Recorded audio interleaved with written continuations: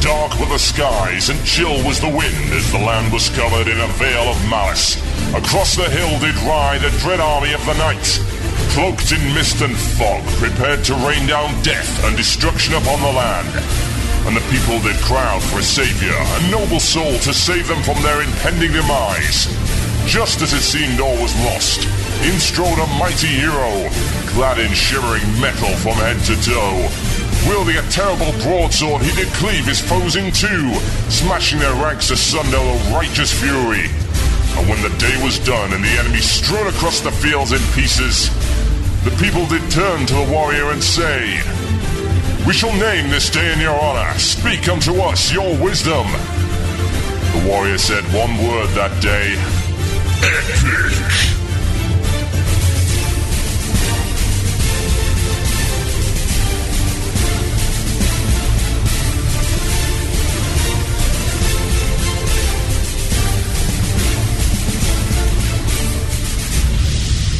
One man, one Murloc, one giant angry badger. This is Blue Plz. It begins now.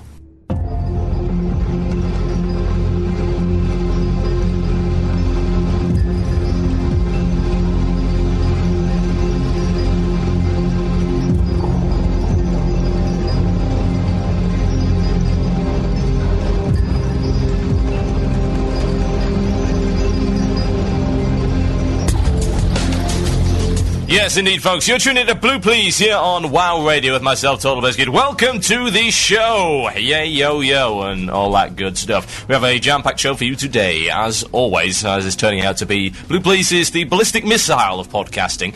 Sort of firing at high speed from one place to another and hoping to vaguely land outside of the civilian area. We'll see what happens. Anyway, right, WoW is the name of the game, of course. This week we have a special interview with Mr. Spiritwolf, the legend Grand Master of WoW Comics. If you want some tips on how to get your comics done and just want to know what on earth Spiritwolf is doing with himself, we've got an interview coming up. 20-minute long interview a little bit later on in the show.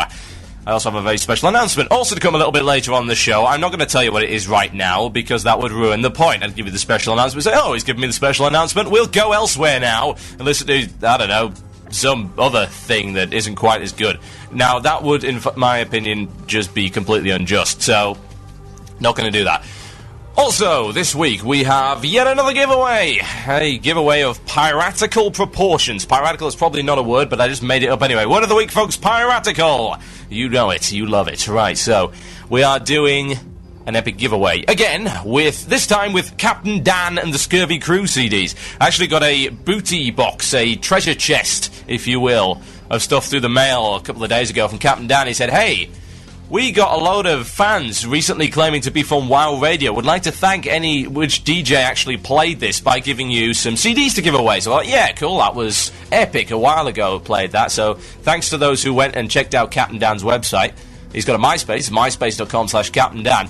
All of the music in this show, bar one track, will be provided by Captain Dan. And fortunately for you guys listening to the archives, I've been given permission to leave it in there. Absolutely. So, we're going to be giving those away a little bit later on in the show in a contest that I would like to call Where is the RP? Yes, I did just say the RP. So, we've got that to come. We have an epic Nubcake news. 7.5 minutes of Nubcake news, which is, in my opinion, the best one I've ever done. We shall see. We shall see what you think about that one. And, of course, an Ask the Murloc. So, we also have one little thing that I introduced last week and I'm going to continue to do because, well, there's not enough space in the show to fit everything in. So I'm doing something called Second Wind! Yes, Second Wind. And Second Wind, the purpose of Second Wind, what is the purpose of Second Wind? Second Wind is to take the topic that we started off at the end of last week's show, give it a week to perhaps develop, progress, get you emailing in with your opinions, and then to revisit it. The start of this show in Second Wind. Yes! Second Wind! No gnomes were harmed much in the making of that drop-in. Right, okay, I had a nice email, very long email actually, from a Mr. Tom Wink. Yes. And he says this, I'm going to pick bits and pieces out because this is huge, absolutely huge email. Bear this in mind. Second Wind likes your opinion, so feel free to email themurloc@gmail.com with a Second Wind topic or anything else that happens to be going on this week in Blue Plz. So here we go. He says this is entirely my opinion, So that being said, let me remind you, before we go on, of just what we talked about in last week's Second Wind. Last week's Second Wind, the topic was, are we returning to the old-style endgame? And if so, is that acceptable? And here's his opinion on that. He says, this is entirely my opinion. I believe that raiding will always continue to be the most prestigious activity in WoW, and PvP accomplishments will never meet that. The reason is simple, and the fact that PvP is fundamentally easier to accomplish because it is an individual accomplishment. You don't need a good guild or even a guild at all to do well at PvP. Sure, pre-formed groups may do very well and may very well be the way to go, but even in that instance, a pre-formed Warzone Gulch group is no greater an accomplishment than a guild Scolo run. Let's face it, running Scolo or Shadow Labyrinth, etc. is not a guild accomplishment. You may run it better with a group of guildies, but then you should. It's a given, not an accomplishment. And he says this, PvP loot suffers from preconceptions that can be attached to the person wearing it. 1. Your PvP loot tells me that you haven't acquired better via raiding. Sad but true. No counsel for your peers gives you your PvP loot. Good raid loot is not only sometimes or often better, but you can only obtain it via the consent of your peers. As in, he's talking about DKP, loot council, that kind of thing. Which says a lot to the value of the player that you actually are. He also says, it doesn't tell me that you're a person who is tolerable to be around. The validation of membership in an accomplished raiding guild can tell otherwise. A person can be kicked from a raid for being a lazy douche, but cannot be kicked out of a battleground for it. It doesn't tell me necessarily that you have the know-how to function as part of a team. All the PvP epics in the world can't assure me that you're not going to wipe my 5-man group like a noob. It doesn't even tell me you're particularly good at PvP, and to be honest, I don't even particularly care if you're good at PvP.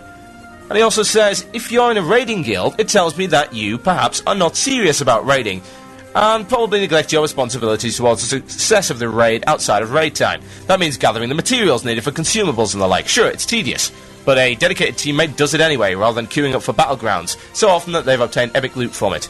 We all know these people. The ones who complain about not having money for repairs and don't come on time to raids with their own resist pots, etc., etc. That's an interesting point.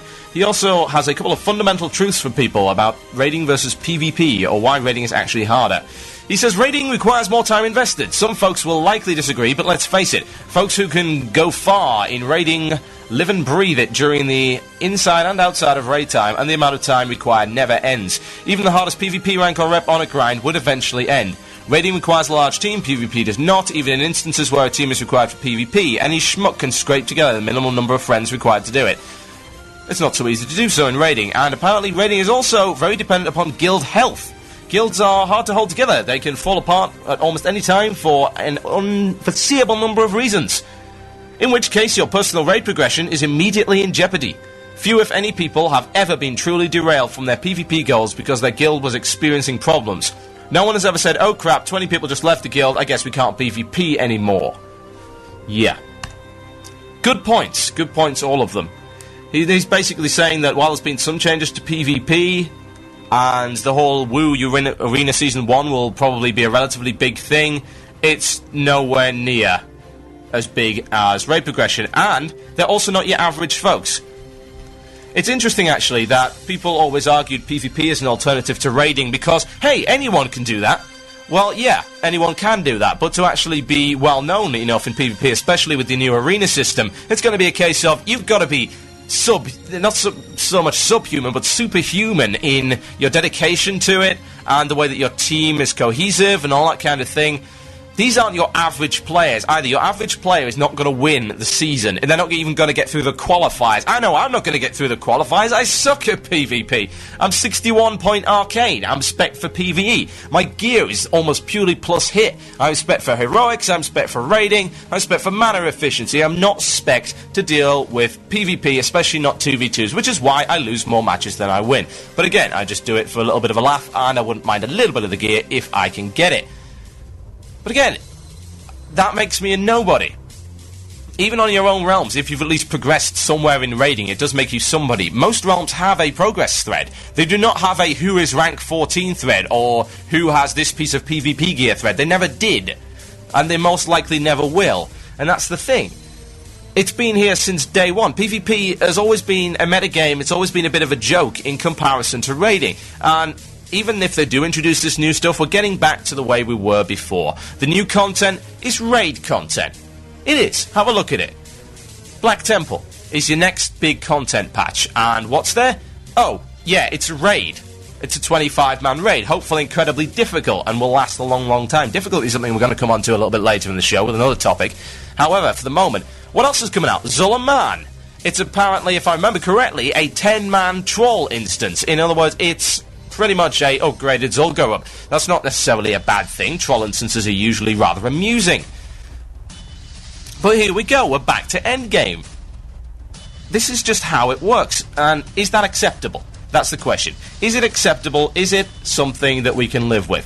Well, let's face it, people are still playing the game. Yeah? They really are still playing the game. And why are they playing?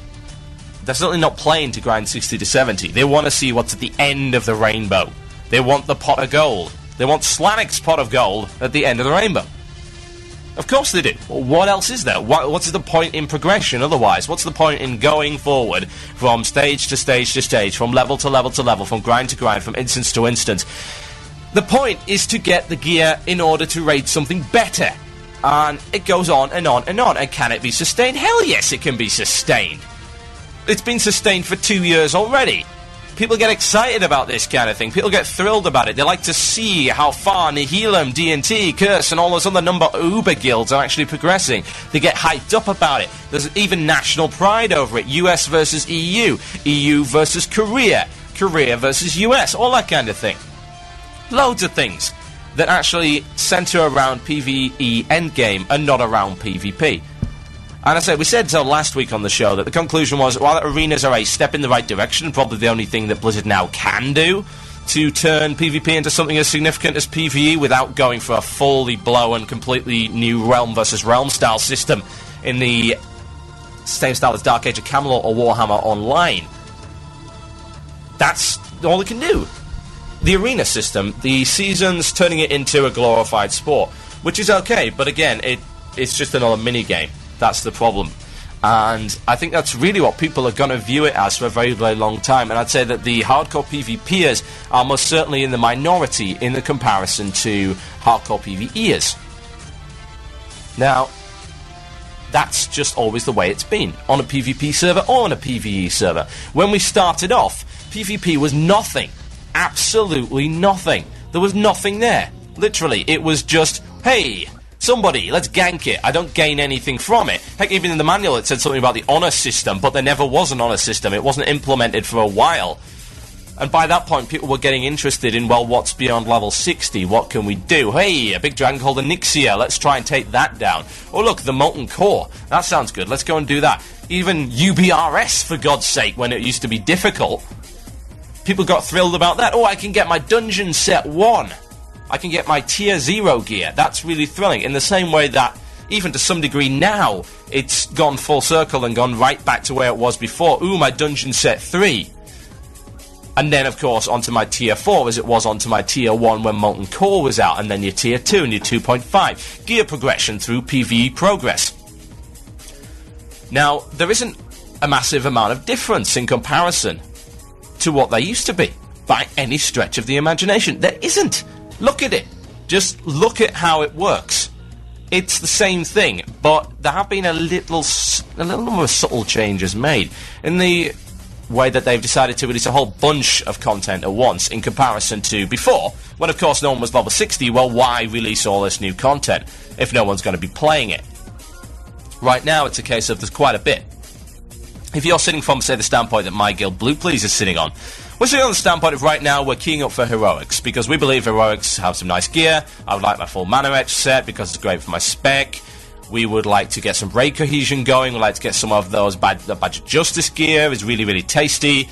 And of course there's the epic gems, some of the epic loot in there, and it's good practice because you've got to be really cohesive as a group.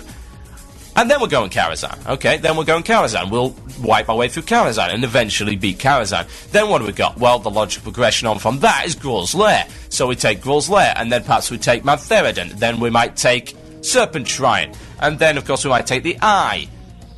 By that point, we've got a 25-man out. Hell, probably by that point we'll have Zulaman and any number of other things out. That's the standpoint of a guild that's been set up to start going through Burning Crusade content from the very get-go. It's not an established raiding guild pre-expansion, but that's just the way it was going.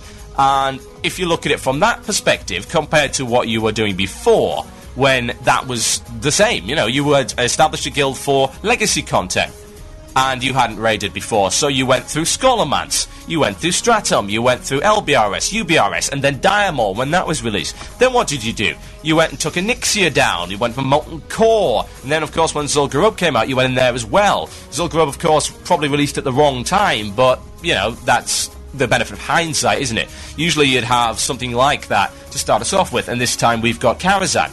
Karazhan is your Zul'Gurub, in my honest opinion, this time around. And then, after Karazhan, you've got your 25-mans, and it's interesting because there is no massive long instance like Molten Core just yet, but that doesn't mean there won't be in the future. The Black Temple could effectively be the Molten Core this time around, and this is when Molten Core, of course, was difficult. Black Temple, no doubt, will be difficult at this point in time, but then, maybe 2 years on, we'll look back and say, oh, the Black Temple, you can pug that. The next expansion, we can have people going and 10-manning it. You know, like we did yesterday. We went in 5-man Bloodlord Bandicoots. I used to remember when we used to wipe on that when the Zul'Gurub was first released. So, you see this kind of infinite cycle of raid progression going on and on and on, but you never see anything like that in PvP. PvP has always been a little bit stagnant. It's never really moved on in that respect. It's not like you can go from Warsong Gulch through to Arathi Basin, through to Altarat Valley, and say that that's progression. It's not progression. It's instant gratification. It's grinding honor to get some gear that is not really as good as raiding gear. That's the way it is. And that's probably the way it's always going to be, because PvP is less difficult than raiding. Why? Because you don't need a huge bloody guild to do it, and you don't need to dedicate as much time to it. Sorry, PvPers, I PvP as well. I'm not especially good at it. I used to be alright at it when I was spec for PvP, but no, I don't believe that PvP is ever going to be matched up to PvE, and I can see that the PvE Endgame is going to be the thing. It really is. It's going to be the in thing for a very, very, very long time. You're listening to Blue Plz here on WoW Radio with yourself, TotalBiscuit. If you want to email your opinions, themurloc@gmail.com is the place to be. After the break, we shall be talking about new content and the Armory. Interesting things. However, I have an epic Nubcake news for you right now. Enjoy.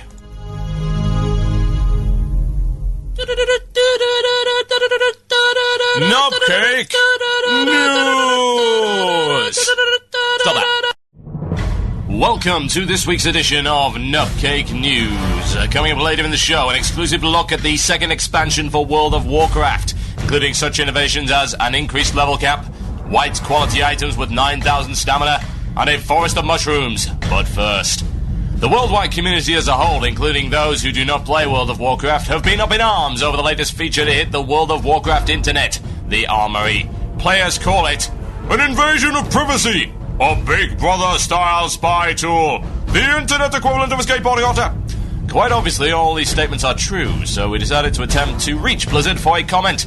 Our correspondent was sent back in pieces, apparently covered in cheese, with a note reading, "Nerf this, Blizzard! Yeah, don't mess with Blizzard, Blizzard! Tony, WTF are you doing? This is what all the cool kids are saying on the forums. It'll appeal to the masses. But it's got nothing to do with the flayed cheese-covered reporter. Well, if you're so smart, you write something. Fine. Dear Murloc, how can we speed up our website? We at Nubcake News were pleased with the cheese-covered reporter. With a few added herbs and a bit of reheating, he went down quite nicely. This time, however, we decided to send stealth reporter Sam Angler into Blizzard HQ, where, from his vantage point stuck to the ceiling, he was able to record a Blizzard concept design meeting between lead designer Tigol and Fura, whom we assume to be the janitor or something.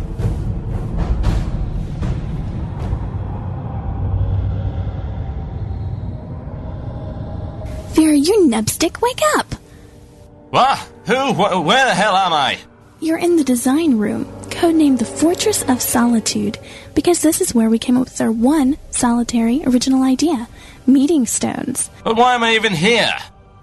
Because the entire design team is off sick. Food poisoning, something about a cheese-coated dwarf with a microphone. Don't ask me what those peons eat, disgusting creatures. But I don't have any experience designing MMOs. Since when do you need experience to do that? Oh wait, it's time to spin the wheel of infinite mystery and see what design decision we have to make this week. Nerf druids? Check. Nobody likes those hybrid classes anyway. Wait a minute. This is how you make important decisions about the game? Well, duh. What did you expect? Random rolls? DKP? Please. So pre-expansion. Good point, I suppose, but still, I don't understand why you dragged me down here. Isn't it obvious? We're looking to innovate the MMORPG genre by coming up with new and original ideas. And I need someone to nod and agree with everything I say. And what will exactly happen if I don't? We'll put you back in the box. I'll be good. This week we came up with something no one had ever done before, the Armory, which allows players to see what other players had for breakfast and what color underwear they're wearing. However, it turns out that some site called CT Profiles has already copied the idea and has sabotaged our website, so that no one can actually use our lovely Armory without waiting 12 hours to load the page. Inconceivable. But we are Blizzard, and we will not give up so easily. Now, I have this idea. To appeal to the emerging female market, to add female character models into World of Warcraft. It's a surefire winner. Whoa, wait a second. Don't we already have those? No. Those are male blood elves, silly. Easy mistake to make, though, I guess. Here, why don't I get you a drink? This beverage is green. I'm not really sure I want to drink this. Get with the times. The green beverage is better than 4 purple ones put together. Expansion, hello. Your legacy drinks are a thing of the past. I suppose. Besides, you guys could use more stamina anyway. Now, where was I? I had this idea. In a future content patch, we could make it so that players could actually leave their spaceships and explore the many stations in the universe. But we don't even have spaceships or space stations. And besides, didn't EVE Online already do that? Adam Online, darling. EVE is for girls. Besides, they'll never manage it anyway. How are they supposed to implement spaceships into a fantasy MMO? But Tiggle, it's a freeform sci-fi capital... Nonsense. They have kobolds just like we do. Note to self. Add spaceships to the game. Allow players to craft their own and fly off of Azeroth to other worlds and engage in Twitch-based combat with gnomes. But only gnomes. I hate gnomes. Whoa. Hang on there for a moment. Twitch-based combat? Are you mad, woman? This is an MMO, not Counter-Suck. Counter-Suck? That's hilarious. I shall have to use that one at our next party. So, I heard that WoW was not considered hardcore enough for the MMO community. I have a new and original idea to help combat this. Oh, this should be good. We must increase the amount of XP required to level. I think a multiplier of 20 should suffice. What would that accomplish? Isn't everyone already 70? 60, darling. The expansion hasn't been released yet. But... No buts, darling. The expansion will be huge when we release it in January. We will sell at least 100,000 copies. But it's already March. Nonsense. The calendar revolves around Blizzard Entertainment. We must make this expansion as successful as StarCraft Ghost. Silence, whelp. I hired you as a designer, not a blithering dolt who makes decisions at random. Now, I've been thinking about the Druid Epic Flying Form. I've been concerned about balance issues. Yes. Players have been complaining that the Druid already got a mount at 68 for free, and that adding an epic version would be ludicrous. Exactly, which is why I came up with a new and original idea. Dual plasma cannons. Dual what? Plasma? But everyone else is fighting with rudimentary flintlock firearms and bladed weaponry. Which is why it's so new and original. No one will ever think to put such a thing into our sci-fi MMO. We already innovated by having melee combat in our massively multiplayer first-person shooter World of Warcraft. Why stop now? Dual plasma cannons are the way back to our roots, while innovating in the process.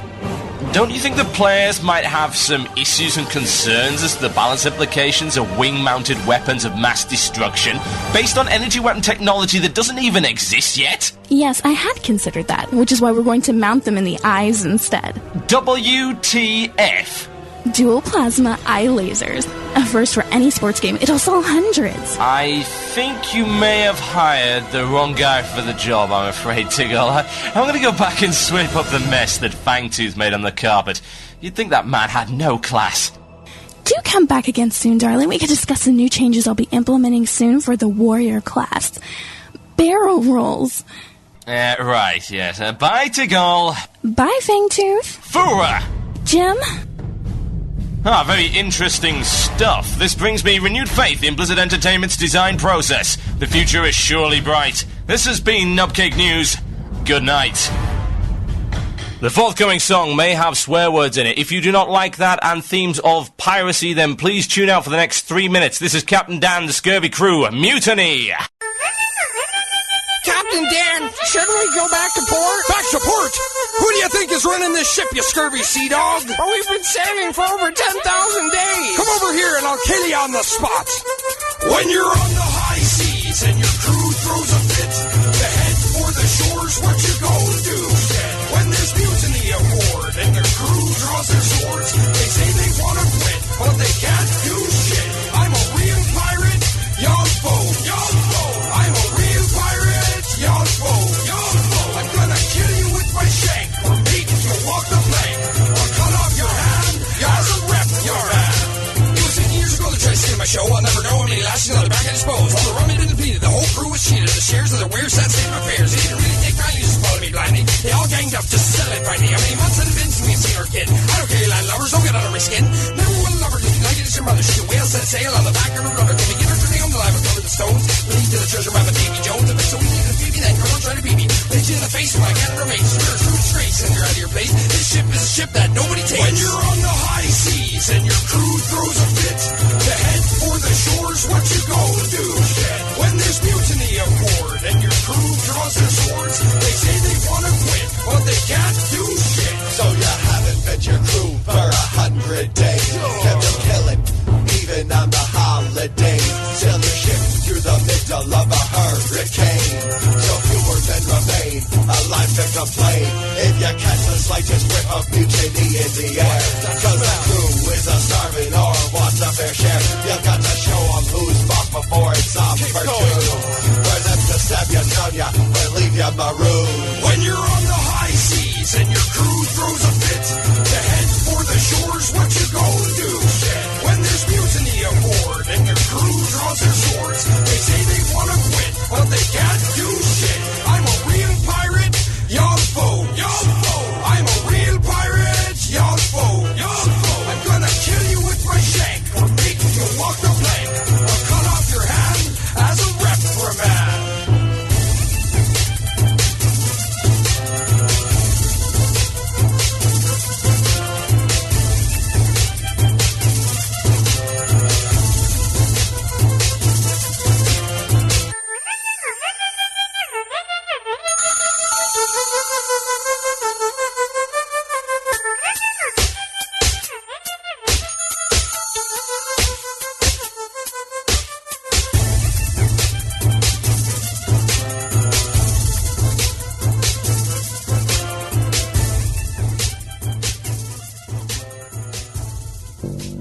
All the fun of television without those annoying pictures. From Ratchet to Winter Spring, this is WoW Radio.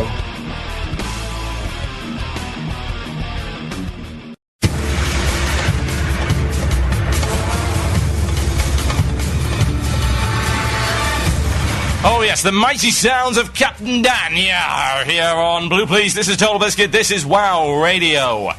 Captain Dan, myspace.com/Captain Dan. The rest of the music in the show, aside from one particular track as requested by Spiritwolf, will in fact be Captain Dan. Check out their MySpace, myspace.com/Captain Dan. Buy their CDs, and I'm giving you the opportunity to win Captain Dan albums today. I have quite a few Captain Dan albums sitting on my floor, as well as a couple of copies of some of their side projects, which consist of KMFDN style metal and some crazy ambient stuff. I was very impressed with all of it, quite frankly. So I am going to give you the opportunity to win the stuff, courtesy of Captain Dan and Non-Existent Records. And I'm calling the contest, Where is the RP? So where is the RP? That's the question. What do you have to do to win? Very, very, very simple. You have until next week to send me your best pirate impression. Your best pirate impression. Send it in as a WAV, an MP3, a .org, whatever the heck you like, but you've got to record it and send it over to themurloc@gmail.com and email it under the title, Where is to RP? I don't care about the spelling, but yeah. So, where's to RP? That is the question. My pirate impression's terrible. Yours could be better, and as a result, you could win. Win big, I say. So, go, go, go. Right, okay. Bit of a shout-out must go out to, of course, dig.com and their amazing promotional tools. You can promote us using dig.com if you go to our shows page and you register for dig.com. It takes all of 20 seconds, and click dig. Now, some people have wondered, so why have our dig amounts gone down? And the reason is this. If you dig and then don't dig anything for 2 weeks, your digs not so much disappear, but they don't count towards anything. So if you've dug and you think your dig has disappeared, then go back to dig and dig one of our shows. Doesn't matter which. Just go to... click the podcast feed, and there's loads of shows. You can individually dig the shows. Click on your favourite, or dig something else that you like. Either way, that's the best way to use it. So, dig.com, and check out our shows page at wcradio.com/shows, if I remember correctly. Check it out. Right, okay. Let's get back on topic, shall we? I have new content. As you may have heard, there is something called the Armory. Yes, the Armory. Now, some people are arguing that it's amazing. Some people are in fact arguing that It's over 9,000! yes, they think it's amazing. Some people don't. Some people hate it. Some people think it's, oh my god, invasion of privacy. Now, I have my own opinions on this, which is what you're going to get right now. The Spiritwolf interview is coming up right after this segment, but right now I'm going to tell you what I think of the Armory. It's a difficult decision to make, because initially when I saw the release of the Armory, I thought, good lord, this is made of lose, and the result was clear. Since the release of the Armory, the amount of fanboys that I've had contacting me, now there's nothing wrong with fans, it's just the fanboys that pester you and stalk you on your server that are really getting on my nerves. So, I've had a lot of them contact me and it's like, oh my god, TB, why are you 61 arcane spec? Someone even actually created a thread about this, it was horrible. It's like, why are you 61 arcane spec? Why do you only have 3 in fishing? Why have you got this gear? Why do you still use Nax gear when you could be using this gear? Why do you do this, and this, and this, and this? Leave me alone, for the love of God and all that is holy. And of course, it's not optional. And there's your big kicker. It ain't optional. The Armory is nice. I mean, the actual coding behind it is great. It looks nice. As a utility, as a official WoW profiler, it's great. Except for the fact that I can't opt out of it. Now, that's what I would like. I would like the option to opt out of it. Now, you're going to argue, well, you don't have any privacy because Blizzard owns your character. Yeah, you're right. Blizzard does own my character. But they also have the choice of what to do with it. If they wished, they could remove all of its items and sell it on eBay. But they don't do that, do they? Because it would annoy me, and it would annoy the community. And again, you're implementing something that is forced upon someone when you're used to something else, yeah? Since the dawn of World of Warcraft, we're used to having profiler sites that you can optionally put your stuff on. And if you don't put it on there, cool, that's great, because you don't want your stuff to be splashed all over the internet for whatever reason. It doesn't really matter what reason, it's an individual choice. You know, I'm not particularly ashamed of my gear. I think it's damn good for the level that it is. It's really quite nice. It's good choice gear to have. However, that doesn't necessarily mean that I want it thrown all over the internet and linked all over the place and say, well, hey, look at this guy's gear. Look at him, look at him, look at this. Well, yeah, I don't want that because I'm used to having the option. Yeah? And that's what it is. It's about giving people the choice. Now, I would argue that a community in itself is, of course, your realm. A realm is a community within itself. It's a microcosm, or in fact a macrocosm of the WoW community inside a little bubble on its own, and I like it that way, you know? I really do like it that way. People on my server, yeah, they can view my gear. That's cool. They can't view my spec, and we're going to come on to that in a little bit, but they can view my gear. They can have a look. If they're on the same side, they can view my gear. That's cool. They can talk to me. That's also cool. But I'm not displaying it for the world to see. No, no, no. Absolutely not. Now, I would argue that, of course, a realm is a community within itself, and as such, there should be certain things that you can only do if you're part of that community, like inspecting people's gear. To make characters worldwide is a little bit of a misnomer, in my opinion. It's not a worldwide thing. It's the same copy of the game on multiple different servers, and servers are within themselves their own community. The wider I can't even say it. The wider WoW community, try saying that after 3 pickled onions and a pint of Jack, is difficult to describe because it's not really a community as such. It's just a big ball of fluff. That effectively is all it is. It's a lot of people who have got involved in this big snowballing effect of WoW, and they claim to be part of the WoW community, but what is the WoW community in general? It, in my opinion, just doesn't exist. It's just a big collection of people and a lot of fragmented little user groups. And that's cool, because I would rather have... Let's make a stupid analogy that you will never forgive me for. I would rather have WoW being a giant tree of a community with many branches and twigs, rather than a turnip. which is all stuffed together under the ground in one place. So yeah, I'd rather WoW be a tree than a turnip. That's probably the most profound thing and stupid thing that I've ever said in my life. But there you go. So, I would argue that point. Now, there are other things that you need to consider, like, for instance, what now for CT Profilers, RPG Outfitter, and a number of other reputable profiling sites? Well, the answer is, well, nothing, because they've pretty much been killed. People would argue that, hey, well, they have this feature and this feature. Well, have a look at it this way, yeah? What if Blizzard launched, say, an official radio station of their own that was available in-game? Now, no matter what the quality of that might be, say, it could be 300 times worse than WoW Radio is right now. It could have a DJ that is a complete moron, and people would listen to it more than they would to this station. Why? Because it's easy access. It's built in, and it's Blizzard approved. Oh yes, official. We've seen it before with various features of the site. People will start using that. We've also seen it before with the whole bringing in of mods and integrating mods into the game. That's something interesting to talk about and something interesting to perhaps worry about. When Blizzard takes a mod and integrates it into the game, does that mod die off? Sometimes yes, sometimes no.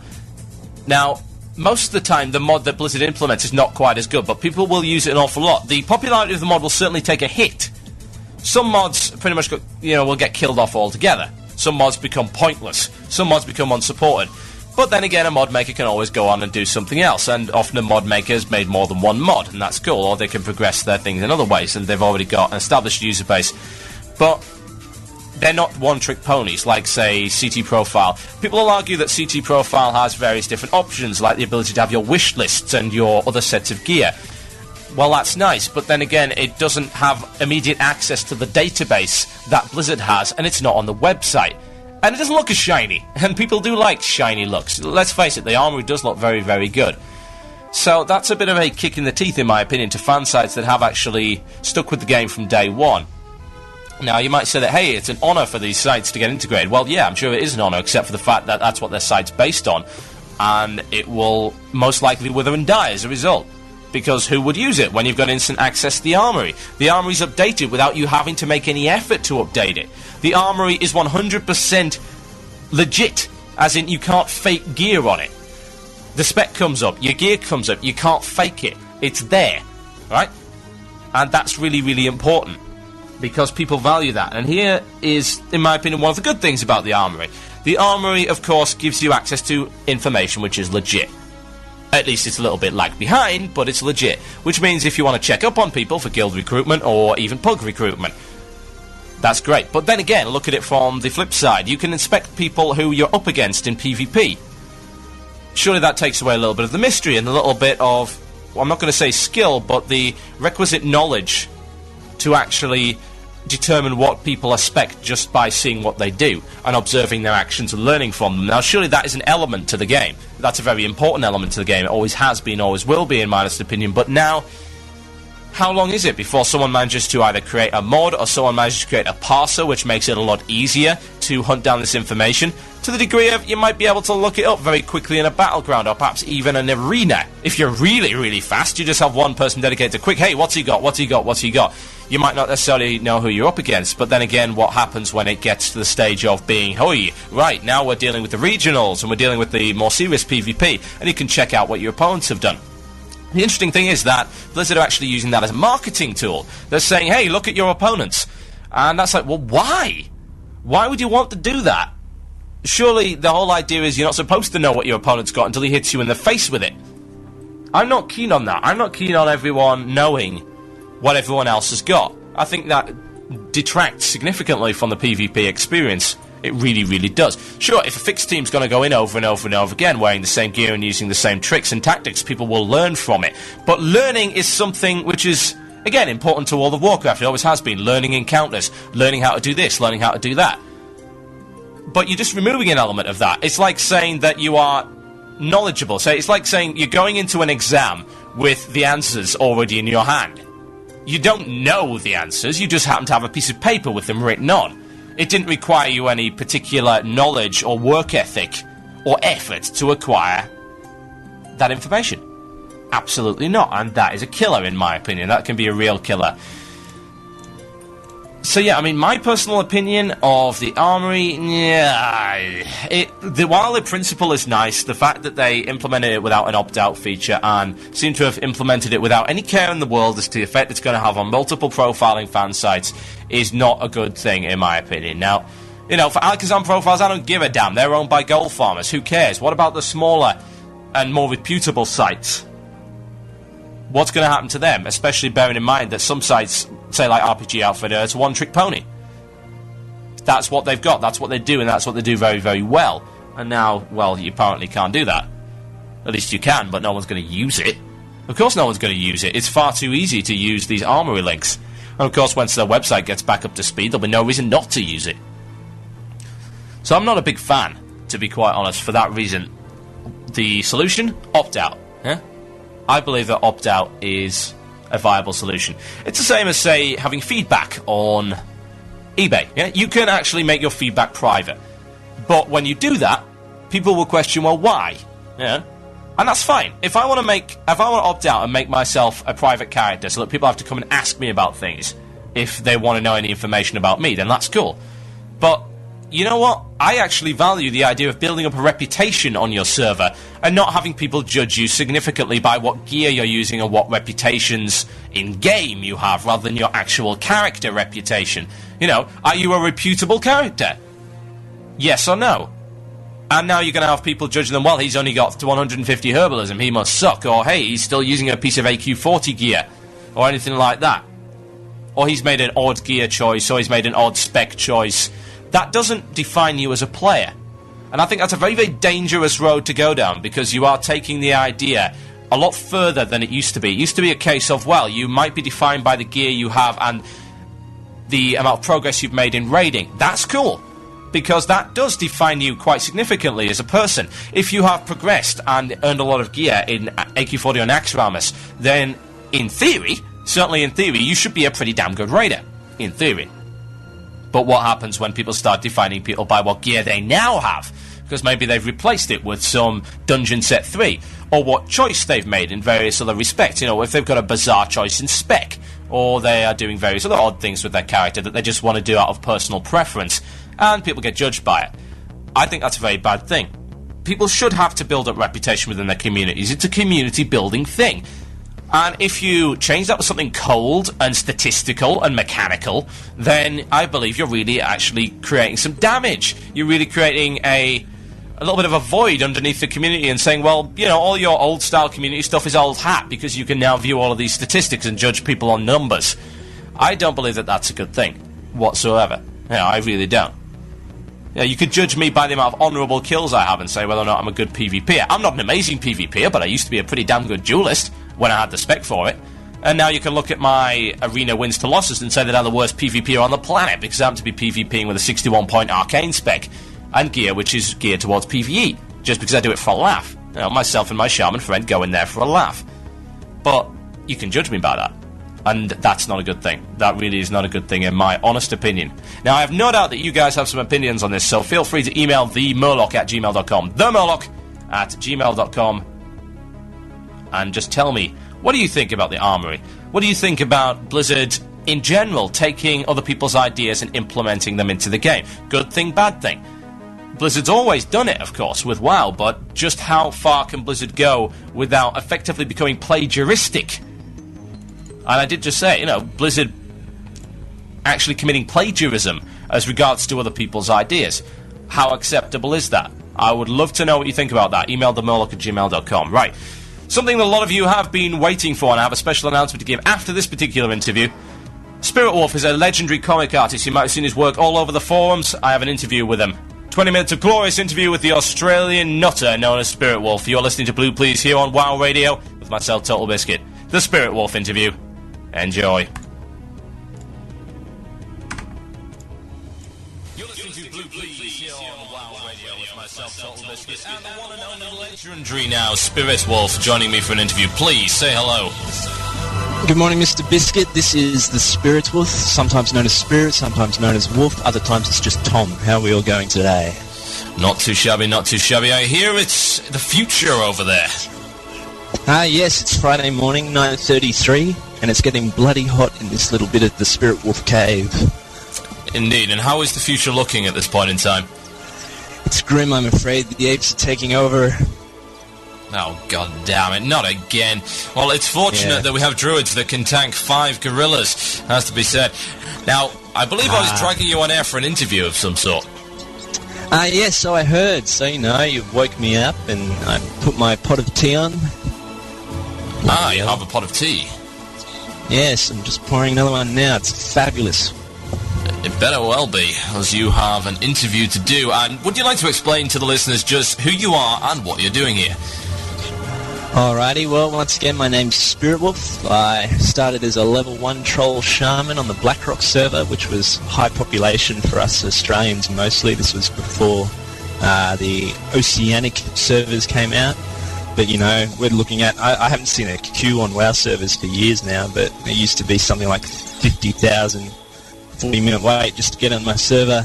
So I've transferred like 3 times since then, when the free servers opened up, once to Dagger Spine, where the Spiritwolf story began, and now I'm on Nasjata, US, just hanging out with some IRL friends in my old guild. Back on Dagger Spine, I guess, I started making comics, which some of you may or may not have seen. It started off as pretty random attention-seeking, I guess. I just made a thread about me destroying a scorpion outside Orgrimmar, because, man, if you don't destroy those scorpions outside Orgrimmar, your city is screwed. It's true. I mean, they will be attacked in some kind of Starship Trooper style, and you can see the orcs and trolls sitting on the roofers and piles and piles of scorpions. Yeah, not pleasant at all. I mean, that you think those priests are going to dispel your poison, man? I mean, they just hang around the auction house. It's true. I'm not going to dispute that one. So, you do comics, and... Yeah. How do you do comics? I mean, what's your inspiration? My inspiration is forum drama, through and through. I mean, sometimes some funny stuff will happen in-game, like the one my guild never let down was the fact that I once wiped a Vale raid, which I'm pretty sure half our population has. But hang on, you wiped a Vale raid? How did you do that? Well, I actually stopped to read the debuff on something called Burning Adrenaline, I believe, and yeah, that turned out to be a bit of a mistake. Yeah, probably not so that there is Spiritwolf comic material. But so you're starting to pick on your own failings as well as the failings of others in your comics. Oh yeah, no doubt. I'll poke fun at myself. I mean, that's where half the humour is. But if the opportunity arises to pay somebody out, well, I'll be nice about it. At least they get a pretty comic in the end. That's true. So, do you actually tend to wait to look for, choice pieces of forum drama? Are you kind of like some kind of comic vulture that swoops in low and grabs a nice, fresh piece of forum drama? Or do you actually go and actively hunt for it when you feel like, I need to do a new comic now? That pretty much is a bit of both. I mean, sometimes on some nights, I'll get bored with WoW, go kill another 60 of these, and I'll hit up the forums while I'm alt-tabbing, and, looking through it, trying to find somebody saying something just stupid enough for Spiritwolf to leap in and kind of prey on it. I think I said once before that it's my intention to kind of be the first reply in a thread, because then you get a lot of other people picking up on it. Yeah. Absolutely. I mean, that's good for promotion as well. Yeah, I mean, as regards to forum drama and all that kind of thing, how do you think the World of Warcraft forums have fared since launch? Have they got worse and worse? Is there now more Spiritwolf-worthy material there than there used to be? Well, it kind of depends. I mean, obviously it varies from server to server. I'm lucky enough to be on a PvP server, which is one of the main reasons I'm on a PvP server, was for the sexy drama material. But, people, they hate this game. They love to hate it, and that's what makes it brilliant. That's very true. I mean, the drama that comes up just about, Blizzard themselves, nerf this, buff that, etc., etc., etc. And then you got pretty much your guild drama, your own game guild saying, hey, look at us, we beat Nefarian before you guys, and everyone else is like, oh, yeah, well, we were busy. Yeah, exactly. We were playing table tennis, Yeah, it's all good. I mean, as regards to your comics, did you start... I know you had a guild forum that you used to post them in. Was that where you actually started posting them, or did you jump in the deep end and go straight for the general forums and try and make a name for yourself there? Well, once the first one was totally spontaneous. I was bored one day doing this Scorpion one, and this was before I had Model Viewer or Map Viewer or anything like that, so it was taken wholly with screenshots in-game.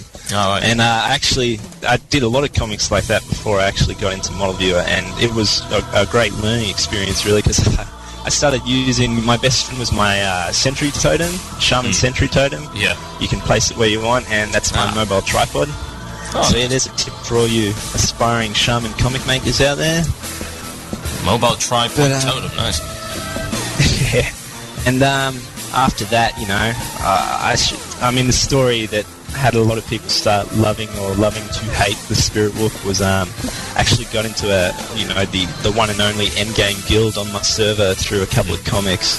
Yeah. Which that's obviously before I started posting them on the Nowhere to Run guild forums. Yeah, of course. Was that picked me up?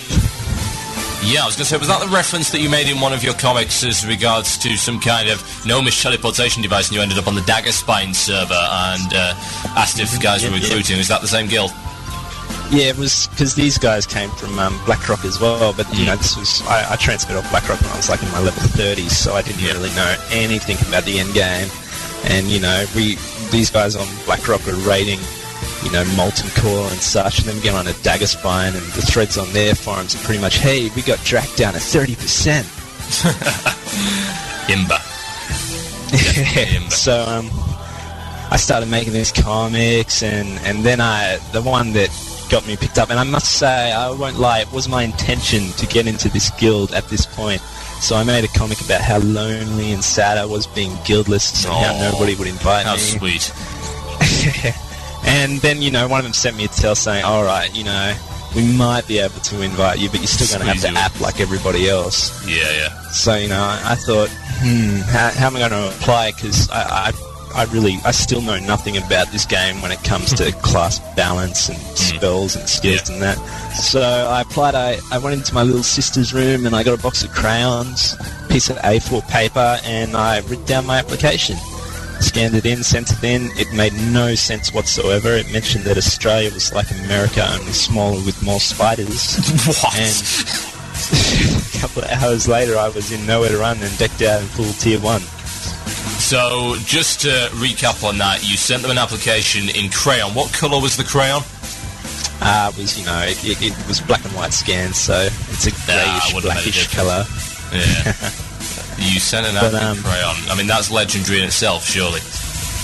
Yeah, it was posted around for a while. I didn't think they'd take it seriously enough to invite me, though, but, you know, I'm still in the guild to this day. Yeah. Hi, guys. Yeah, so definitely a shout out to Spiritwolf's guild right there. Now, one of your more famous comics is, I believe it was called The Hacked Adventures.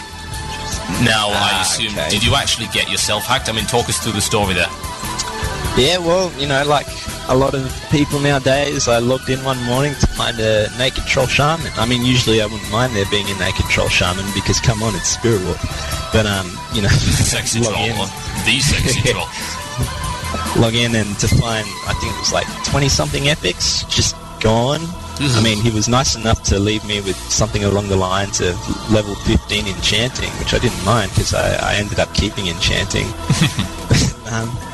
But yeah, I wasn't sure what to do, you know. I started looking at my guildies, holy crap, what happened, you know, I've lost all my epics. So everyone told me to go to the customer service forums and, you know, make a general post that people know.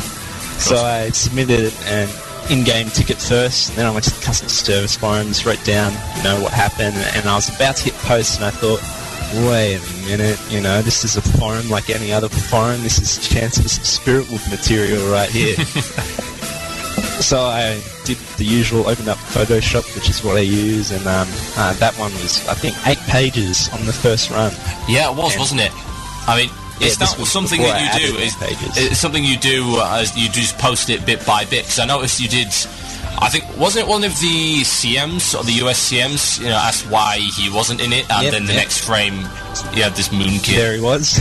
Yeah. But yeah, exactly. I mean, I don't actually do storyboards or write down stuff in advance. I just do it straight into Photoshop. You know, just wing it, keep editing and editing until I'm happy with it. And then, since it's a forum, people post after you post the comic, and they might say something else that can be added onto it, and then you just keep going. Yeah. So in the end, it was about 15 pages all up. And, I think I got more blue replies in that thread than I did normal people, so that, I think it was about 300,000 views or something over the first week. I read that thread. People got really psyched over it. It became a worldwide thing. Yeah, I know. It ended up on the EU forums as well. I know someone reposted it there. Nice. I didn't expect it. I just thought I'd give the GMs there a laugh, because they actually, they read every thread and they post in almost every thread. So I thought I'd chill them out. But yeah, and then I ended up getting the customer service managers or whatever from the general forums come over and visit my thread, which I think was, how's it pronounced, Corio and just Zerek or something? Zerek, yeah. Yeah. And, added them bit by bit.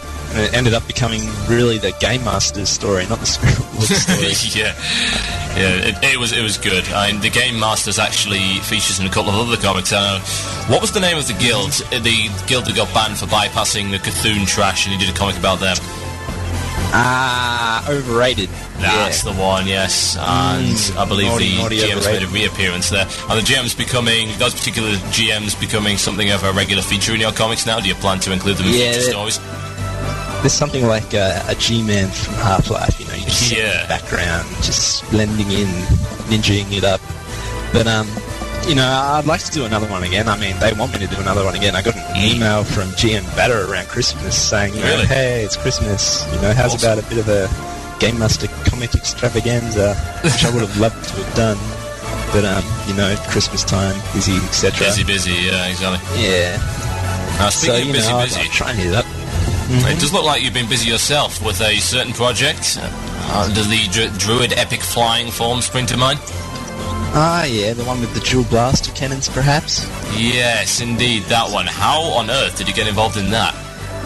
Yeah, that's a good question, actually, because it was never an intention to get involved with that. I've got one of the Hackelman brothers on my MSN, and he sent me the audio file for that movie, when he was still working on it. And I asked him, have you designed the Epic Flight form yet? And he said, no, but, my brother's working on it. He's got some ideas. And I said, I must give you some concept art. I was bored, so I looked up Photoshop. And I made the bird, which you see in the end result right there. I sent it to him. And he opened it up and he said, dude, you're so going in the credits. Yeah. Okay. So I blue screened it for him, and I did it in 2 different positions, which didn't take too long. And there he is, 5,000% flight speed. Absolutely, yeah. Is machinima something you're particularly interested in? Is it something you perhaps intend to do in the future? I love machinima. I love monochrome stuff. I love Boxon stuff and Rufus Cubed and the like. A lot of the ones you're starting to see coming on YouTube now due to that competition. Yeah, I'd like to do it myself. I've tried a couple of times. I'll start doing my thing, get about 15 seconds in, and then wake up to find foam frothing in my mouth, and I'm dead on the keyboard because it's just so damn long and hard. It's difficult. There's no two ways about it. It does take some time. Yeah, I believe I could do it because I know how to do the model viewer stuff, and I got fraps on the computer that can handle it, but man, you need some serious dedication if you're going to start making machinima. So my hat goes off to all you boys and girls out there. Absolutely no two ways about that. Now, as part of the, hopefully, I would say, ever-growing community within a community of creative people actually creating things around World of Warcraft, do you think that Blizzard is doing enough to support creative works within the community? And do you see that creative works have a specific benefit to the community as far as expanding WoW's horizons and the audience that it goes out to? Well, Blizzard, they do take some care. They have their fan art competitions, their wallpapers competitions sometimes. They still got that ongoing comic one, and the community spotlight, of course. So, they're doing a part, but they got to realise, I suppose, that it's starting to get even bigger than that. There's more people out there. Almost everybody on every server's got somebody who's, their own Spiritwolf, so to speak, posting stuff on the forums. And I think a lot of people have said this on the general forums before, but would love to see a bit of a fan art forum in itself, you know, a thread where people can post their works and chill out and chat about it, claim each other, and then Spiritwolf can jump in and make a comic about it. You know, it'd be awesome. Yeah, that sounds like a really good idea. So any Blizzard people listening, I know you're listening, I know you listen to my show, despite the fact that you hate my guts. It's a suggestion. Fan art forum. Give it for the Spiritwolf. Come on, I'll make a comic for you. I'll call it. Yeah, you know you want to. Now, as regards to comics themselves, do you read any comics, both terrestrial and web comics? What kind of comics do you enjoy? I've always read webcomics like Penny Arcade, VG Cats, and Daily Dinosaur Comics, the ones that are on my favourites bar right here. Yeah. And recently a friend got me into, you know, all the old school Marvel comics and that, and I've been reading Civil War finally and such, which, you know, I was never actually into comics when I started making them, but it's kind of research really, because I want to try and make the frames more interesting, because at the moment it's just usually 3 frames on top of each other. So you actually see a new one on the WoW Radio forums if you want to head on over in the Spiritwolf thread. Third page is posted there, and it's starting to look a little bit more interesting than usual. Yes, it features a certain nasty raid boss, if I remember correctly. Yes, Nightbane, the Eternal. The Eternal. I don't even know what it does. I'm just presuming he breathes fire, because, you know, that's what dragons do. So I assume a dragon made entirely out of flame and shadow does have some kind of fire element to it. I can't really see him spitting kittens and perhaps, you know, engaging in some kind of gardening in the process of the fight. Yeah. It's not going to happen. Well, you know, now watch what you say, otherwise you might find him doing it in that thread soon. Oh dear. But yeah. Actually, I think my guild might be doing Nightbane right now, so, you know, guys, give it up. I know you want some enhancement, charm, and help, but, you know, I'm on WoW Radio. You see, I'm busy. They're busy, yeah, definitely. Well, that's very, very good indeed. Now, just as a final question, what would you say to people starting out in webcomics? Because let's face it, let's be brutally honest here. There's a lot of webcomics that aren't actually funny. Now, what would you say to people as regards to the essence of making a comic funny? Essence of making a comic funny? Well, I mean, the secret is, I mean, one of the reasons Spiritwolf's comics become so funny is because it appeals to a certain crowd, you know. They find it funny because they know they're of an exclusive audience of people that would actually get it. I mean, especially the ones I post on my Realm forums. If I were to show anybody them, you know, they've got characters from my server, they'll be like, what the hell's going on? This doesn't make any sense. Yeah, of course. So I suppose you got to, you know, play around for a bit, you know, get to know your peoples, your community, and target audience. Yeah, exactly. Or otherwise, you could just, you know, make fun of the gameplay mechanics like a lot of other people do, and which is just as easy because they're pretty easy to make fun of. Very true, very true. We do it all the time. Now, Blizzard's trying really hard. Yes, Blizzard are trying really, really hard. Yes, anyway, so I believe you have a website, or at least a forum, where we can catch some of your work. I don't have a dedicated website. I've got like a million websites, you know, spread across. I've got the Mindflame website, which is www.mindflame.com. My guild's website, nowheretorun.org, and yeah, I post the comics in various threads and stuff.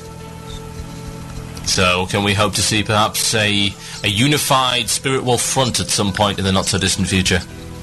I'd like to. I mean, I've tried before to, you know, get into the rhythm to make a weekly comic, but I just can't, you know, write. I fail at writing. That's why I rely wholly and solely on what I can find on the forums. So, you know, if you're going to flame somebody, try and make it just a little bit creative. Indeed. You heard it here first, folks. Spiritwolf, thank you very, very much for visiting us today. I think you've got a song you'd like us to play. Yeah, that'd be great. It's Mk2. Yeah. Mk2. It's silly bleepy music, isn't it? It's 8-bit, you know, a bit of a tune. I know you guys want to listen to it, get into it, get back to your Super Nintendo days. Oh, yes. Well, thank you very much for coming on. It's been a pleasure. Not a problem, Mr. Biscuit. Goodbye to all you sexy WoW Radio listeners out there. Indeed, and we hope to see you around the WoW Radio forums and all over the place. Time for some of his music. I can't pronounce the title, I'm just going to play it. This is WoW Radio, this is Blue Plz, my name's TotalBiscuit, and that is Mr. Spiritwolf. Absolutely. Bye. Enjoy.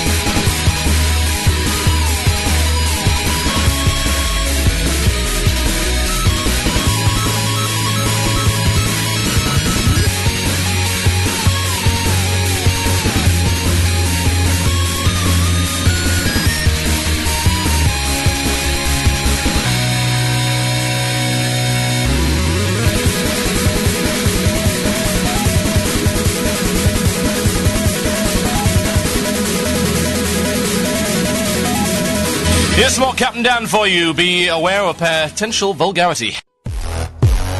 Land-ho, mateys! That's right, I said land-ho! That's right, we're going into port tonight.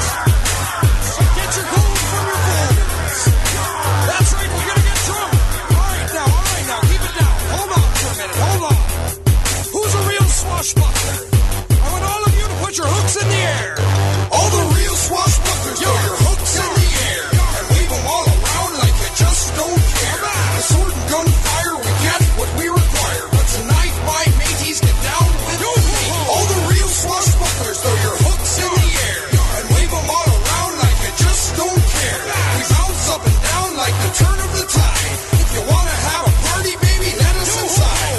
Back the hell up when we sail into the club. Get your hand too close and you'll be pulling back a stub. It's a party night, alright, it's time to get down. It's a sight to see when the crew hits the town.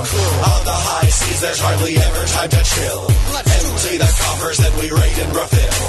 Hit a merchant at sea, then a port in Brazil. Mountains are molehills when you got this kind of skill. I'm a maniac, set to attack. I've got a knack for dishing out and taking flack. Give me some rum, wine, or a bottle of Jack, and we'll see who's at the bottom of the sea in a sack. All the bottles broken, we be leaving the city smoking. We ain't finished this soon. We blunder from midnight to noon till we soul in each and every little single doubloon. All the while singing this tune. All the real swashbucklers, throw your hooks in the air and wave them all around like you just don't care. The sword and gunfire, we get what we require. But tonight, my mateys, get down with me. All the real swashbucklers, throw your hooks in the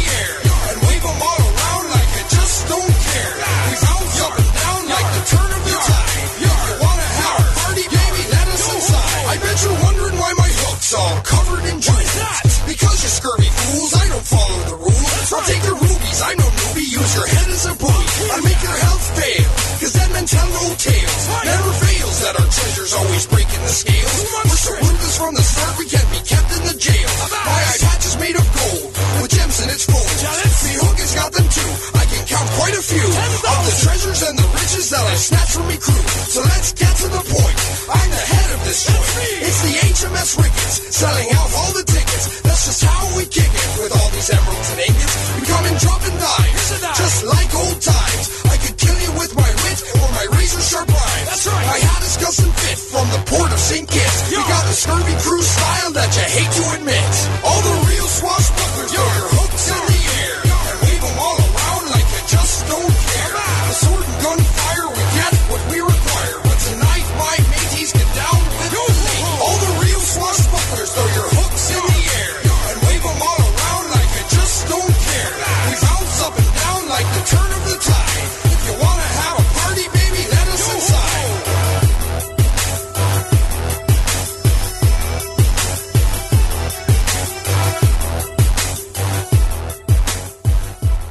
Ask the Murloc.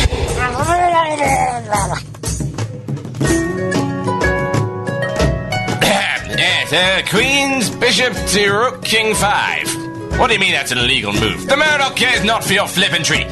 Criticize my elite style of play again, I'll have you diced and put in a stew and thrown over all the nearest peasants. Speaking of, here's some of them right now. Yes, that one, take him away. Why? I don't like the cut of his jib. He looked at me funny. Throw him into the pond of spidery death.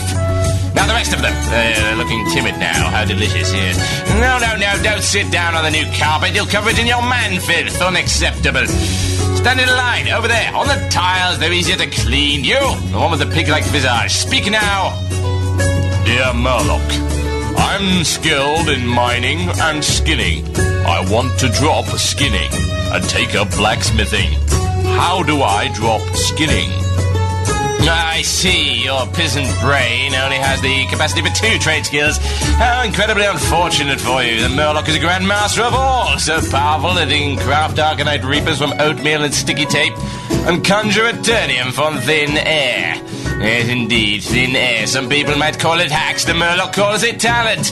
However, I only see one solution. To remove skinning, you must remove your skin. Transcend the boundaries of flesh and entomb yourself in an immortal biometal body. Fortunately, the Murloc can craft this for you using copper bars and a ball of string. Then you will be forever bound to serve my will and harvest a galaxy worth of souls for my purposes. You will be a journeyman blacksmith, yes, indeed. And you'll be able to craft all these crude but nice things for your village and feed your children and cause happy kittens to emerge from the twisting ether. And all that good stuff, yes. Ask the Murloc. Dear Murloc, what is the fastest way to get to 70? Would you recommend grinding over questing? I would recommend spontaneous combustion over your face. Burn, y'all. You know how we do. Sorry. Don't know what came over me there. Perhaps the spirit of MC Murloc and his Illin ads from beyond the grave. I heard he got into a dispute with some hip fellows over the market value of some narcotic products that turned out to be chopped parsley, and is now sleeping with the fishes, which, quite frankly, is rather unsavory in my honest opinion. But yes, your question. Quite obviously, the answer to that is whether or not you want to have fun or simply get there faster. The more enjoyable but slower way is to grind the same mob to 70. I would recommend mana rates, particularly if you're an arcane spec mage. Trust me, hilarity will ensue. If you're looking for the fastest way, however, I would recommend questing. However, this generally involves being a glorified errand boy and all that reading, the pastime of the bored, smelly scholars, not the hero of Azeroth. The truly bold will avoid the reading element altogether and stride forth, completely unaware of where the quarry-or objective is. Adds to the adventure, you know, yes. And besides, you can always ask your fellow heroes where everything is, repeatedly. They won't mind. Now, horsey to Pawn Queen 17. What do you mean it's a night? It's mid-afternoon, you fool! Get your eyes tested, or I have them gouged out and fed to Jeffrey the irate hamster. Ha ha! Ask the Murloc.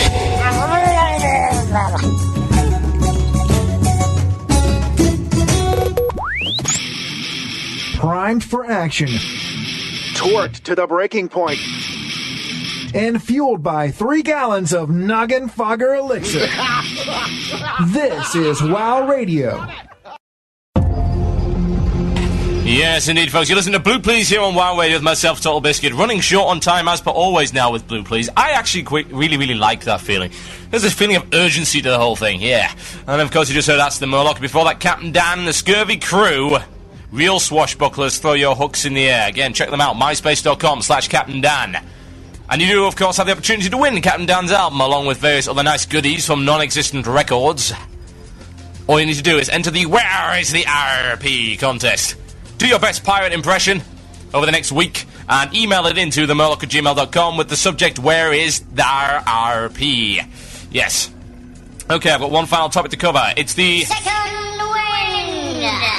topic for next week. Now, why on earth I had that so loud and echoing back, I really don't know. But the problem is fixed. I definitely aren't making mistakes or anything. So, yeah. Second wind topic for next week is going to be just how difficult is too difficult? An interesting question, one might say. Now, interestingly enough, there has been some whining on the forums, and there's been a recent blue post claiming, and typical when I need it... Oh, there we go, it's loaded up now. That basically says that some of the content is too hard. Yes, it is. It is, in fact, too hard. And as such, they're going to nerf some of it. Now, the question is that a good idea? Now, let's have a look at just what this actually says. Now, we had a guy called Panthro post on the forums, and he said a raid guild leader's perspective on the Burning Crusade. And he said, we were working on Cthulhu before Burning Crusade. We were only raided 3 nights a week, and we were probably the 4th, 5th most progressed guild in our server. We tried to maintain a very small raiding core, and I think the 3 nights a week schedule really helped eliminate burnout.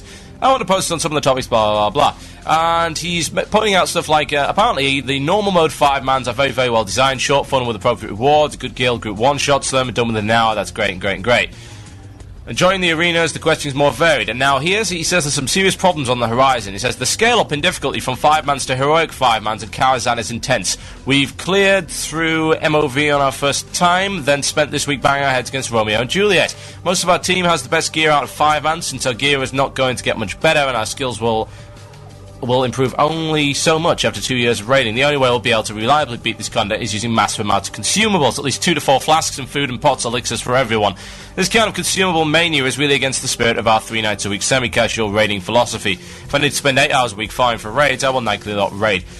And he's basically saying also the gear improvements from raiding are too poor. If the tiered sets do not scale up from anything more than we've seen from tier 3.5 to tier 4 to tier 5, what tier 3.5 is, I assume is only dungeon set 3, I will never ever know. Then more difficult content will just mean more consumables, more farming, and less people seeing raid content. So, and he also said that the keying process is apparently too difficult. He's not worried about our normal raiders, but what if you lose a raider and then 5 months down the road you need to have some more fill-ins for, say, Black Temple or whatever, and you have to key them through all this stuff. Right. Now, we've had some replies from Tigol specifically. Yes, we all love Tigol. Definitely love Tigol. Help! Help! I'm being repressed! So, he's saying this. We're discussing various solutions to the issues with consumable. We're aware of the issue and agree that it is an issue. With that said, I don't really think Karazhan is overly difficult and requires massive amounts of consumables. Having seen Kiki's guild deal with most of Karazhan, I would pretty much have to agree with that. It doesn't require massive amounts of consumables at all. Some consumables, yeah, but whoa, they're used for potions and consumables. We discussed this back in the day on Epic. Yeah, consumables are an element, and they always will be an element of raiding. But you see guilds that can now get through it, and hey, they do it. That's great. Now, I would say that there has to be a challenge, and that consumables should be an element. Of course, not overly so, but then again, in my opinion, they're not overly used, because from what I've seen, consumables are not a major issue within Karazhan particularly. Now, we go on, and he says that the gear improvements are too poor. Now, Tigol says, we're taking another look at raiding gear, I'd agree with your statement. Okay, fair enough. I can't say I massively agree with that. Some of it is a bit gash, to be quite honest. Some of Tier 4 is not amazing, but then again, supposedly Tier 4 is supposed to be easier to acquire than Tier 3 was, and of course some Tier 3 is arguably better than Tier 4, and I think that's fair enough. Shame that no one's going to go back to Nax anytime soon, but there you go. Now, the thing which really gets me is that the keying process is apparently too difficult. And this is Tigol's reply to that. I partially agree and partially disagree. We have some ideas that will help people catch up who join the endgame later on. With that said, I'm not so sure endgame players would like the face of the game if everyone had instant access to all the content. There was something to be said for progression and the sense of accomplishment. Don't get me wrong, we had to be careful not to create a brick wall for new people, but I think there was a balance to be struck here. And now, to be honest, I would say the balance has been struck. The keying up process, in my opinion, is very well done. You can key up for a lot of it in pugs. Yeah, the heroic stuff you can't do, but, well, that's what a guild's for. And, hey, newer players, previous guilds could have keyed up already. A lot of the keying up can be done very, very easily. Yeah, some of the harder keying up, like for the eye, yeah, that's difficult. The Trials of the Nari, that's difficult. You've got to do heroic stuff. Well, yeah, live with it. It's not supposed to be easy to get in there in the first place. Because if it was, then you've got a problem with people powering through content. Blizzard is aware of how quickly people can power through content, and they've created keying up processes, unlocking processes in order to do that. And in my opinion, that is a pretty good way of doing things. Would we really want to see in a game where High Owl's already been beaten, where all these other things have already been beaten, just because there isn't a keying up process and you don't have to go from one to the next to the next to the next? Yeah, well, in my opinion, that's how the progression should work, because that's how it used to work. You didn't go from Molten Core to AQ40. You went from Molten Core's Blackwing Lair to AQ40. Generally speaking, you didn't go from Blackwing Lair to Naxx, because you just got owned. You know, yeah, you could go from Blackwing Lair and maybe take the first boss of Naxx and maybe Vesuvius, but after that, you're just not getting anywhere. Good game, because you haven't done difficult content before that. The problem is, yeah, that was a linear progression from one to the next, to the next, to the next. As the content was implemented, people went to it. Now there's a whole bunch of content, all at the same time, and the keying up process is a great way to give direction to players, in my honest opinion. That's really the way it should work. Now, here's the real thing that really gets my goat. Apparently, and here's one of the complaints from this guy, there seems to be a distinct lack of 25-man raids that are going to be doable by, quote, normal guilds. Whatever a normal guild is, I really don't know. However, I see people already taking Gruul, and they're not amazing guilds, and they are doing it, and they are progressing slowly, as they should be. Well, you want to burn through all this content so fast and have nothing to do, you'd be an idiot. That's all I can say to that. And the problem is, Tigger's actually caving into it, and he's saying, I agree. As I've already stated on these forums, Mk2 is proving more difficult than intended. It's a friggin' pit lord! Of course it's difficult! Sorry, but if it was a little pussycat, then that wouldn't be much of an epic raid encounter, then would it? I said, we're planning on toning him down. We've made some minor fixes to Gruul. Okay, fixes, fair enough. Fixes are cool, you know. We already know that, say, areas of Serpent Shrine are pretty bugged, and there's issues there, and that could be done with fixes. But is it a fix, or is it a nerf? There's your question. And again, apparently Gruul needs to be toned down. Loads of people are beating Gruul already. Why should it be toned down? No, you're supposed to work for your epics. That's the point. If you don't want to work for your epics, then go PvP. Or go and have your dungeon set 3. There you go, that's what you're getting. I find it pretty friggin' disgraceful, quite frankly, that they are willing to cave in this much. Yeah, sure, content should be accessible for people, but there's a lot of content that is accessible for people. And again, I'm training my guild up through heroics. I'm not jumping straight into Karazhan or trying 25-mans. I'm training them up. Anyone can do that. Anyone can train their guild up in heroics. And we're going in there with gear that was acquired during the Burning Crusade, quest items and instance drops. We're not going in there with tier 3. We're not even going in there with tier 2.5, most of us anyway. We're going in there with gear that came from Burning Crusade and was easy to acquire. And we'll do it. You know, we'll train our guild up and we'll do it. And we'll enjoy every second of it. I hope, anyway. And we'll enjoy the fact that it was great progression. You know, we have progressed and we've felt a genuine sense of accomplishment. The problem is, people want instant satisfaction. It's like candy. It's like, I want candy now. Wow, wow, wow. I want to get this stuff right now. Tough. You start from the bottom and you work your way up. If you've already accomplished a lot in the previous game, chances are you're going to accomplish quite a lot now. Let's say, for instance, my old guild Lethe has downed High Lord Mulgar already and cleared Karazhan, okay? And they were on the 6th boss of Naxx. Now, of course, take Nihilum, they've already downed Mk2, they've already taken the first boss of Serpent Shrine World first, and now they're dealing with the Eye. Which is a very appropriate time to announce what I was about to give you as regards to a very special announcement. We've been doing a few interviews recently, but I'm sure people know of a guild called Nihilum. Nihilum will be interviewed in a few weeks' time, only here on Blue Plz, the only show that can get Nihilum. The only radio station that can get Nihilum. This is WoW Radio. Members from Nihilum will be on our show, and we'll be talking to them about the Eye, their raid progression, and their opinions of the Burning Crusade. Stay tuned on WCUradio.com to find out what's going on there. And that was, of course, my Second Wind.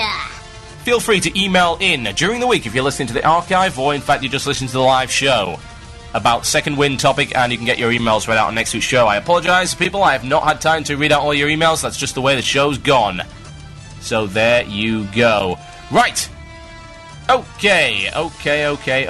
Shout-out time. You have a few minutes to get some shout-outs to me. Coming up after this, we have Speedy and Max Maps versus the World, as in Octail and Hordak are off doing a pre-release event for some amazing card game called Spoils, which is apparently great fun. So, of course, Max Maps and Speedy will be taking over for their shout-outs coming up in just a few short minutes' time, but it's shout-out time!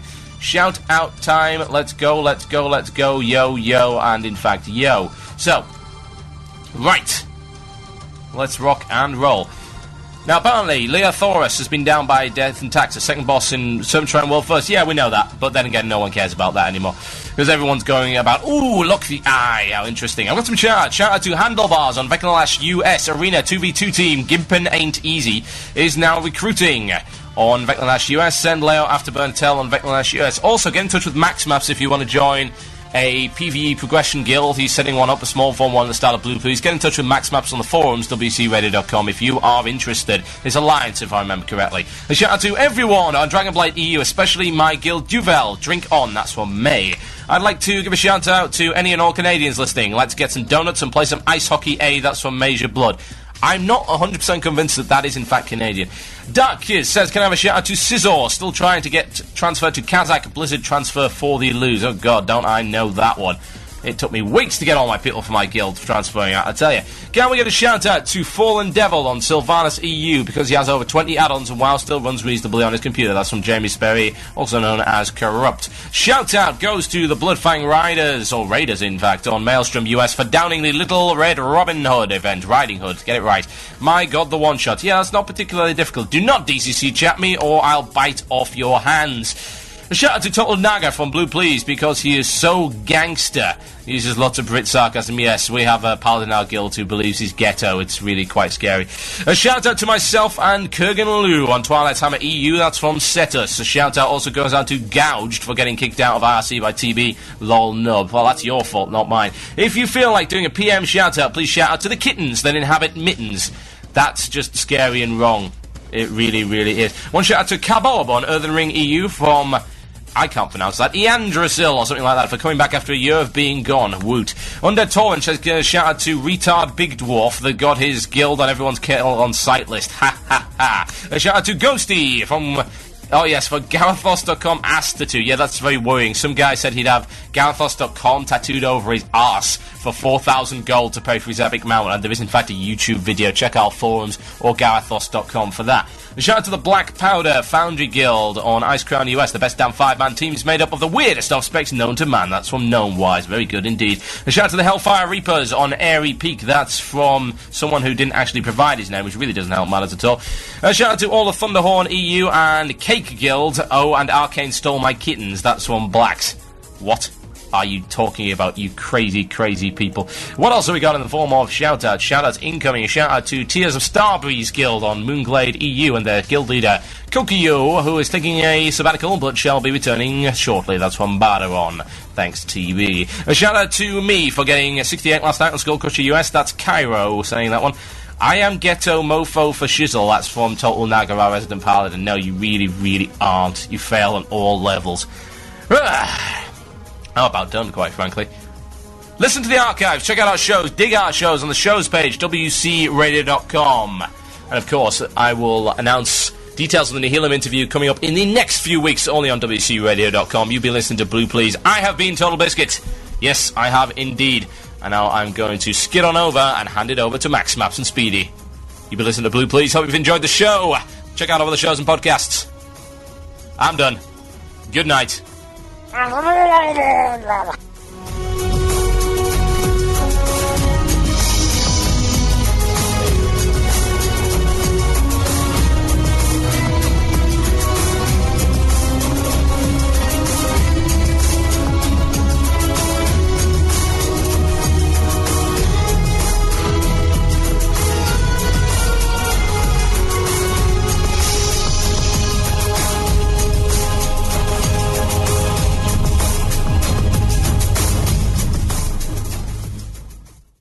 You've been listening to the podcast and archive of Blue Plz, one of World of Warcraft's longest-running podcasts and shows. You can check out all of the shows at wcradio.com. Be sure to dig us at dig.com if you like what we're doing, and rate us on iTunes.